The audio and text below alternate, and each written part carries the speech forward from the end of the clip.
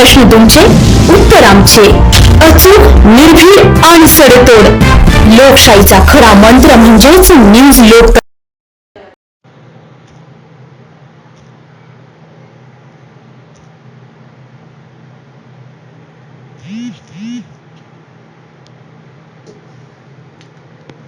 येवले तालुक्यातील अंदरसूल येथे एक धक्कादायक घटना घडली असून धावत्या मोटरसायकलला अचानक भीषण आग लागल्याने चालक गंभीर जखमी झाला आहे.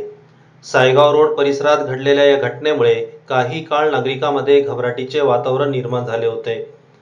मिळालेल्या माहितीनुसार अंदरसूल येथील अमोल रवींद्र सैंदर हे आपल्या पल्सर मोटरसायकलवरून घरी जात असताना सायगाव रोड लगत त्यांच्या मोटरसायकलला अचानक आग लागली.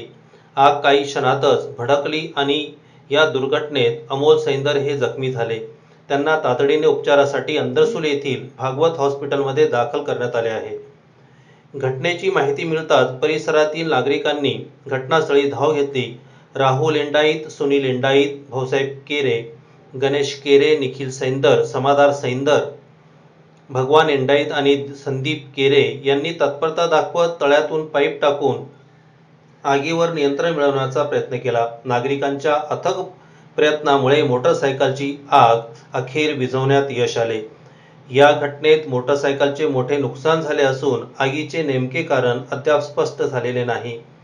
नागरिकांच्या प्रसंगावधानामुळे मोठी दुर्घटना टळल्याची भावना परिसरातून व्यक्त होत आहे.